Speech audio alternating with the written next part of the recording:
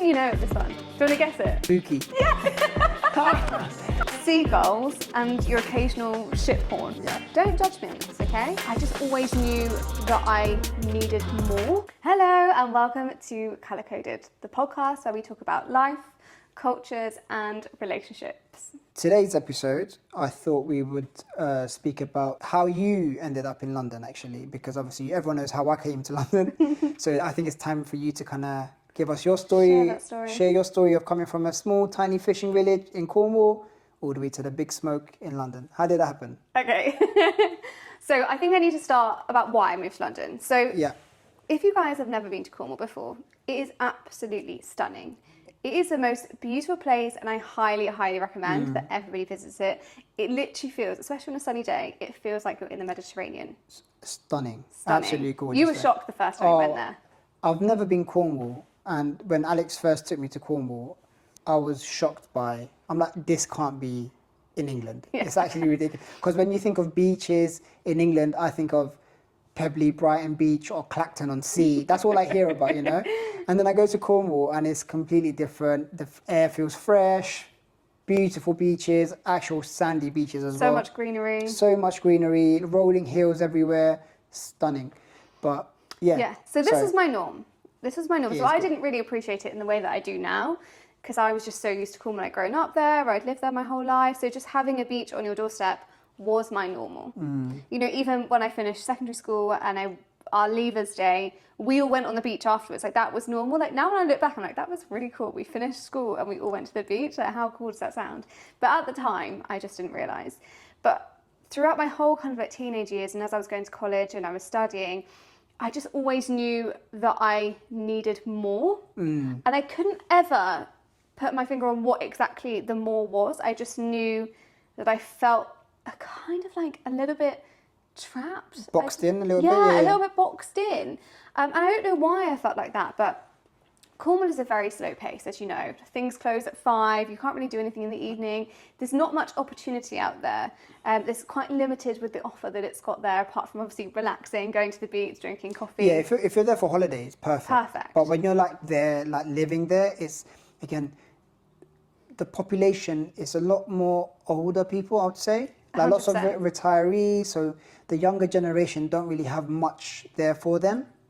Honestly, you've hit the nail on the head. That is so true. Yeah. And there isn't anywhere to go. So say, for example, like when you're a teenager and you're with your friends, like in London, there are like youth clubs, there are parks, there are things to be doing all the time. Or even then you can go to the cinema. Obviously there is a cinema in Cornwall, but there's not an option. Do you know what I mean? There's like one local cinema. It's very, very limited. Like the closest bowling alley was like 40 minutes away from where I lived. So you just don't have the activities that you have in London. So I always felt a little bit trapped. And when I was planning where I wanted to go to university, I knew immediately that my university would not be in Cornwall, to the dismay of my mother. She was really putting her hopes on me going to Falmouth University. Somewhere close which is in by. Cornwall. Yeah, it's about 50 minutes drive from where my parents live. So they were really putting their hopes on, I would say, there. But I was like, no. So anyway, I applied for 5 different universities I think you could apply for. All of them in so many different places. It was like Liverpool, Wales, London, Chichester. I can't remember where the other one was. Somewhere else. Somewhere else. So they're literally dotted all over the UK. So which one were you like hoping to kind of get into? Is it Liverpool, would you say, London, like the bigger cities? Yeah. So Liverpool and London were my 2 main ones I wanted to go to, just because of what they were offering on the course I was going on. So I was super keen to be in a city and just experience a different life. And the course was... Go on. No, there's nothing wrong with it, by the way. There's nothing wrong. But it's just very different to what you've kind of fallen into now. Yeah. And you're succeeding in, doing very well in. Thank you. So let the listeners and viewers know what it is. So I actually studied dance. Yeah. Don't judge me on this, okay? I think dance is amazing. Is an okay degree to do. I can't even say good. And the reason being is I just think I have no issue with creative degrees. And I think if you go into a career, so for example, you study dance, like one of my good friends, Charlotte, who lives in Cornwall, she studied dance and she's gone on to make a career in dance. Perfect. Amazing, yeah. Perfect. But I went to university, studied dance, got a spinal injury, then realised this is not sustainable. Also, there are no jobs. I'm 5'2" and most jobs you need to be 5'6". And I just realised I didn't want to work every evening and weekend. Yeah. So it literally was a terrible decision. However, I'm really glad that I did it because I met amazing friends, and I feel like had I not done dance, maybe I would have looked back and been like, Why? what if? What if, yeah. Right? And you don't want, that's the worst feeling to have. Exactly, Yeah. exactly. So then I obviously went on to study to be a teacher. But anyway, rewinding back to my decision making. So anyway, I've applied for my 5 universities all across the UK, and my mum, bless her, was doing some researching. And by researching, you already know this. Yes. I know She was researching something quite interesting. like every parent would, to be fair, like Yeah. obviously you're scared for your children to kind of fly the nest and go into big cities. You're automatically going to think of crime rates. And I know Janet well enough. In my head, I picture her literally sitting you down, spreadsheet open, or papers with all these crime figures. Is that what happened, or? So she sat me down, Yeah. came over from college, sat me down, she was like, Alex, I know you've got your different universities, but I've been looking at something. I was like, okay, Mum, yeah, tell me. So she's looking at it and she's showing me, she's like, look, this is a crime rate for Chichester. This is a crime rate for London. And she's comparing all of the universities that I've applied to and comparing their crime rates. But within the crime rates, it also breaks down all the types of crime. Oh, wow. So if it's like crime rates of burglary, yeah. Burglary, yeah. Stabbings, shootings, you know, or you Everything. name it. So if you car theft. If you wasn't scared before leaving a small fishing village, you would be scared now. Literally. Yeah. And if you look at the crime rates for Cornwall, they're like so low. They're so minute. So the contrast, huge. Huge, yeah. So anyway, from this, she then decided that she wanted me to go to Chichester University. Do you want to know why? Go on. What? The lowest crime rates. Of course, of course. So my mum was really keen for me to go there, and I was like, no, Mum, Chichester, beautiful, but it's too much like Cornwall. I just don't want it. You wanted a change as well, and it's completely understandable. Desperate for a change. So my stepdad, being the Cockney man that he is, was really encouraging me. He's from East London, and he was like, Alex, you need to go to London. You'll be fine. You've got a good head on you. Go. And he kind of gave you that reassurance. He gave me that reassurance, and obviously my mum, a lot of reassurance that I would be fine. And obviously, thankfully, I've been here about 13 years now. So far, we're good. Yeah. Alhamdulillah, we're fine. We're good. Yes. But obviously, you can imagine my mum, that was really terrifying, seeing that. And you see so much on news and media, even now, or even sometimes, if you live in London, side note, do not join the local Facebook groups. They will terrify you, the things that happen in the local neighbourhood.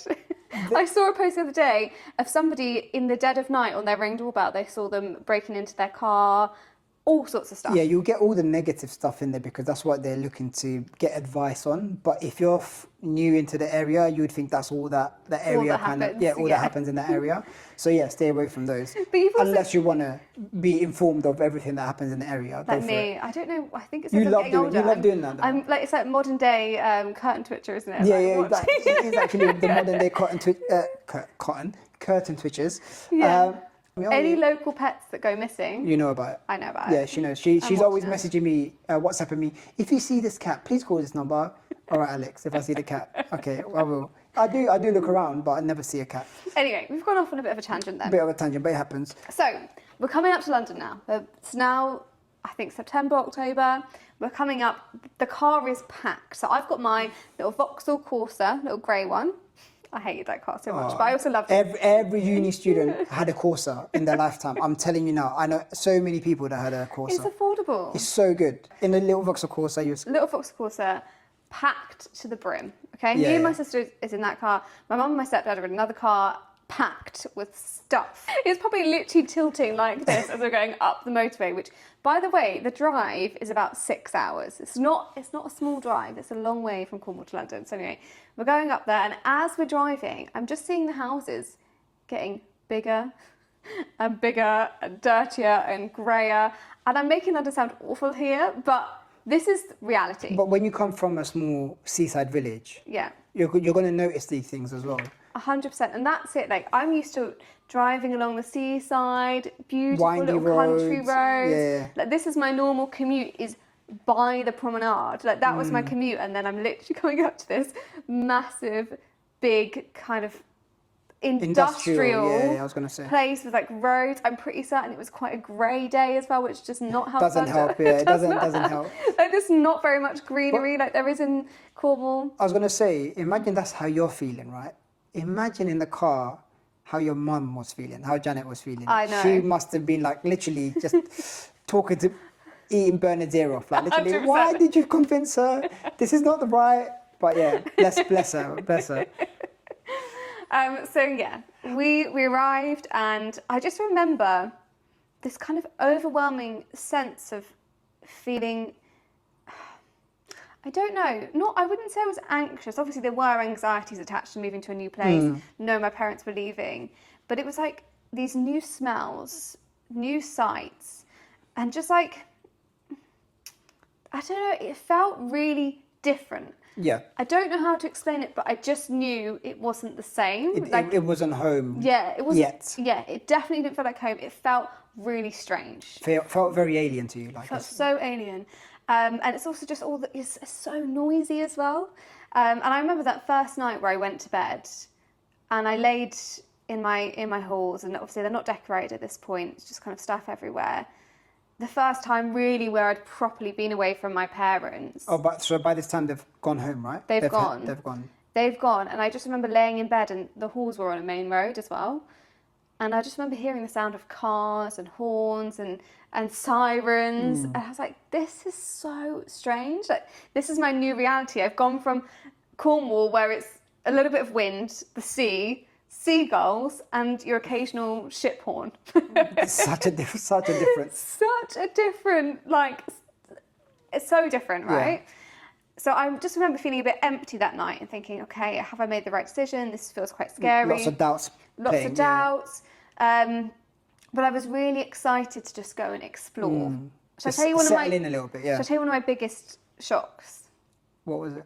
Okay, so the next day, we've obviously met the people that are in your halls. If you haven't been to halls before, it's basically like, kind of, how do you explain it? It's like a housing complex, but every unit is like a bedroom, possibly with an ensuite. Yes, mine did have an ensuite because I decided to go with that because there was no way I was going to share an ensuite, but it was a shared kitchen because they're literally a small little kitchen. There wasn't even a living room, so you literally had a kitchen, a table, and then 6 bedrooms. This was the setup of my hall, single bed, quite small, but it was cozy, and we did make it really nice.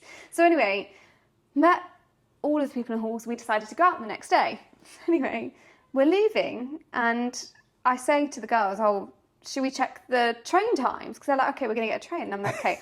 Bearing in mind, I have never been on a tube before in my entire life, okay? Never been on a tube, have been on a train, but the trains in Cornwall, they probably run from Penzance, which is the furthest point in England, maybe every 45 minutes, if you're lucky. Probably once an hour, once every 2 hours. Wow. Buses, still... Wow, yeah. Still not very often. So I remember saying to the girls, like, "Girls, we should check the train times." They're like, no, don't worry about it. And I'm thinking, are they crazy? We're going to be having to wait. We're all dressed up. We're going to have to wait at the train station for however long. Like, anyway, they were really insistent. No, don't worry about it. So I was like, so confused. I'll just go along with it. Just didn't make sense to you. Did not make sense. I get to the tube station. We go down, we go through the gates. I've never seen an Oyster card in my life, which is like a little card you can get if you don't live in London. And they were the only things that you could use back then as well. Now you could use your credit card or your debit card to kind of tap through. But back then, all you could have was an Oyster card. So you have to go to the machine. You have to put your card in, buy it, and then you get this Oyster card and you top it up. So you'd have to keep topping up your Oyster card. Yeah, it's like a little pay-as-you-go top-up card. Anyway, so I get my Oyster card, I've topped it up, and then I'm going up to the barrier, and to get in, you have to tap in. So I'm like, oh, this is so overwhelming. Like, tap in, go down. I'm thinking, how long are we going to have to wait for this train? We go down to the bottom, and I see a sign, and it's literally like 2 minutes, 4 minutes, every 6 minutes. I'm like, what is going on? And I just remember being in absolute shock that trains come every 2 to 4 minutes.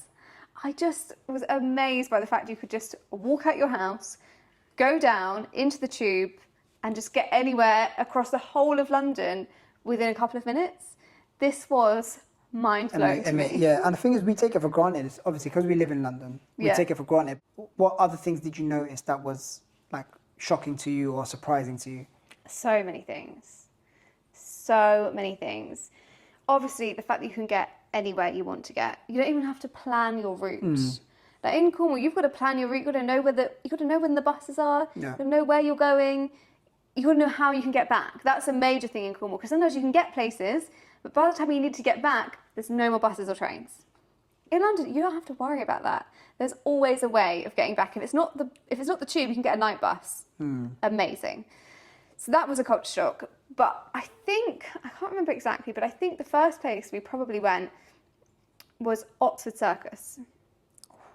That's a massive shock to the system, I can imagine. Massive shock to the system. So I remember getting on the tube, and the tube has a very distinct smell. I can't actually smell it anymore because I feel like I've just acclimatized to it. But I remember it has this really distinct kind of smell of like dust. The air's quite thick. It feels kind of like dark. I don't know. It just has a really distinct smell. So that for me was a bit of a shock. And then you come out into Oxford Circus, so many smells. The smells of people kind of cooking on they've got like the little kind of little stalls where they do stalls. is it where they do like the caramelized nuts, and sometimes they do sausages and whatnot, like hot dogs. Sorry. Exactly. And obviously there's so many different restaurants, you can smell those. So many different people, the languages. That's what I was going to say. Like, how was that when you first saw the diversity? Because obviously Cornwall is quite whitewashed and there's a lot of white people there. Like, it's just that's just what the population is. But London is completely different. In the tube, you must have been like, wow. You're in amongst so many different cultures, so many different languages. And so many different types of people, like the way they dress, the way they look, the way they style themselves. And I just remember hearing all of these different languages and just being so amazed by it, because like you get this one place in England that just has so many different people from all over the world who have like different backgrounds, different homes. Like, it's so interesting to me. So that was a massive culture shock. And obviously seeing, different people from different religions, like seeing people wearing hijabs. You don't get that in Cornwall. A lot of Jewish people, when they're wearing their full Jewish attire, you don't see that in Cornwall. So all of those different things were so surprising for me. But also, I loved how people had individuality, which you definitely, I can't speak now, but you definitely wouldn't really see that in Cornwall. Everybody kind of dresses the same. You have the little local shops like New Look. Back then, shopping online wasn't like it is now as well. So our local little town would have like a New Look, a Peacocks. Peacocks. Peacocks. I don't think there's that many around anymore. No, I've not seen not many around. Not many of those around. Shoe Zone. Oh my God. Shoe Zone. That's Clark. These are the kind of shops that were around, and everybody kind of used them. Again, internet shopping wasn't as much a thing. I think Littlewood's catalogue was the main thing that people would use. Yeah, I remember. So you just didn't have access to that. But when you come to London, you have access to anything you want from all over the world. All these different clothes, different ways of styling. You see like goths, and they would just be walking proudly through London, not a care in the world. Whereas if you saw that in Cornwall, everybody would be staring. Yeah. How did that make you feel though? When you saw all the individuals just, everyone just kind of together, it's just a melting pot of different cultures, styles, religions, everyone just kind of going about their own business. How did that make you feel? Did that make you feel like, okay, cool, this is exactly what I've wanted? Was it exciting? Was it daunting? Was it like, what were the feelings that you was having? I absolutely loved it. I am the least judgmental person. Yeah. As long as you're a good person, you do you. Yeah. Like genuinely, if you are happy and you are doing good for others, do you. So for me, just the fact that people felt confident and happy enough to be who they wanted to be, I just love that. Love that. I just love that. And it was just so exciting for me to see all these different people. And I think for a long time when I first moved to London, and probably the university I went to, the course I did, it didn't really have the same level of diversity that maybe you'd have on other courses. So I do feel like I didn't kind of meet as many people from different cultures until I was a little bit older. But yeah, I loved it. I just loved it. What is it that you miss about Cornwall being in London for so long now? So I would say some of the things I really miss about Cornwall, I really miss waking up and just being able to go on a walk and go to the beach. That for me was one of my, I probably didn't even do it that much when I was there, but just knowing that you had access to that. Where I lived was right on a promenade, so you could just go on really lovely walks, go along there, take a stroll, really clear your head. I love that, so I really miss that. Obviously my family. Of course. That is really hard, even now, living this far away from your family. You miss a lot of things, and you don't have those same connections that you would when you lived kind of, 30 minutes from each other. You could just drive to see them. I mean, granted, I do get to have that quality time with them when I go down, so it's not so bad. And I miss the friendliness. Oh, yeah. Honestly, Cornwall have some of the smiliest, happiest people I've met. Everyone always gives you a nice smile. They don't just smile. They say hello. Yeah. Also, sorry. They do say hello as well. Yeah. Which was a very massive shock for me. I'm like, oh, hi. Yeah. And it's the same the other way around. When I came to London and I would see people and they wouldn't even smile at you. They wouldn't even make eye contact. They don't say hello. That was a shock for me. Whereas obviously now when I go back to Cornwall, I still get surprised when people talk to me. Yeah. But you know what? It's the little things as well. It's like when you're driving and you let someone through, they're always going to wave, say thank you. And it's little things, but it's so nice when you it becomes a regular. And then whenever we come back from Cornwall, you come back to London, and then everyone's literally with an angry face just driving past. They didn't know thank you. All the thank yous, like. And then I feel so hurt after coming back from Cornwall. I'm like, oh, Alex, they didn't even say thank you. What arsehole.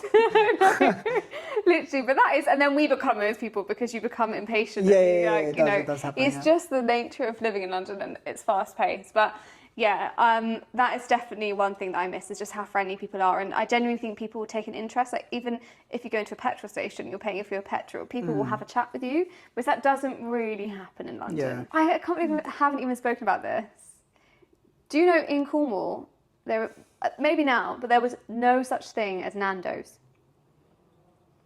I don't know how you survived. Nando's was everywhere, and I remember I'd watch films and stuff, or maybe not films, but TV shows, and they'd talk about Nando's. Or YouTube what and is stuff. that? Yeah. What even is Nando's? What is H&M? I'd never seen these stores before. That's crazy. I had never stepped into a Nando's, a H&M. We didn't even have a Primark.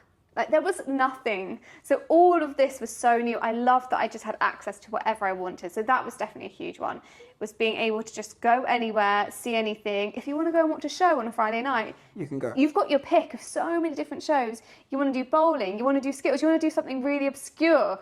You can do it.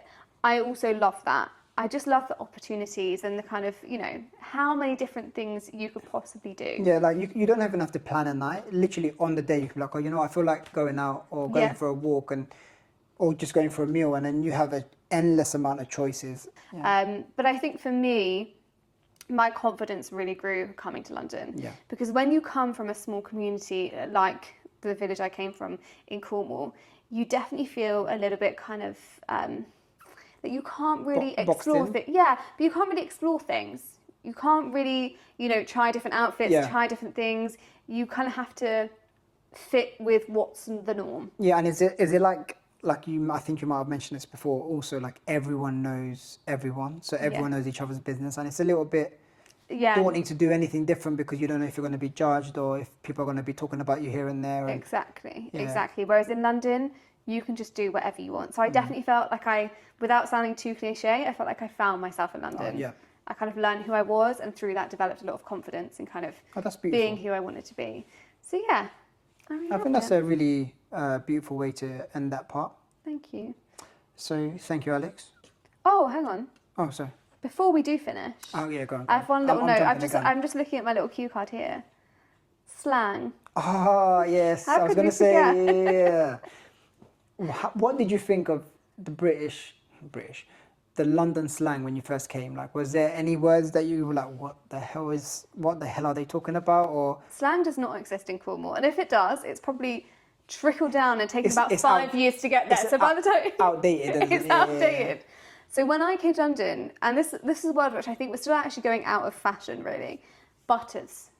Oh yeah, butters. That was all the range when I was in secondary school. So when you're in uni, I could. So when I heard the word butters, which basically means like ugly, right? Yeah. It's actually not a very nice word. But yeah, so it means that. And I was just so shocked by that. So the London slang, that took me a while to get used to. Because I had to be like, what does that mean? Yeah. I don't understand.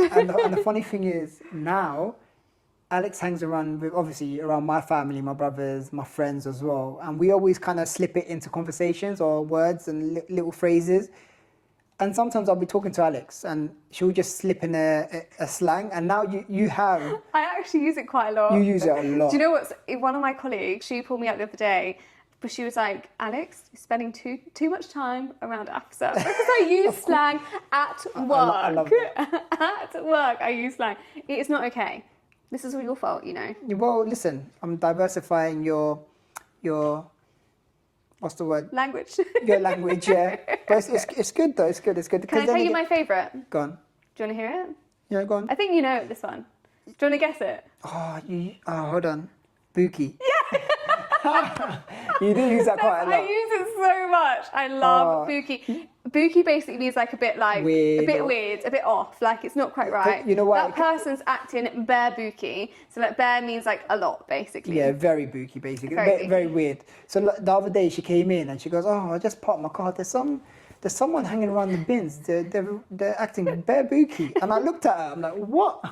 When did you start using these words? I'm like, I just love it. That is 100% my favourite, bookie. I think that brings us to the end, Bring us to the end, finally. That was my story of coming to London and what it was like coming from a small little fishing village to the big smoke. It was honestly beautiful listening to that back. Obviously, I know lots of it already, but hearing it again, beautiful as always. If you guys enjoyed this episode, please make sure you subscribe, like, follow, depending on what platform you're on. You can follow us on socials, CULRCODED, colour-coded, and we will see you in the next one. See you in the next one. Bye.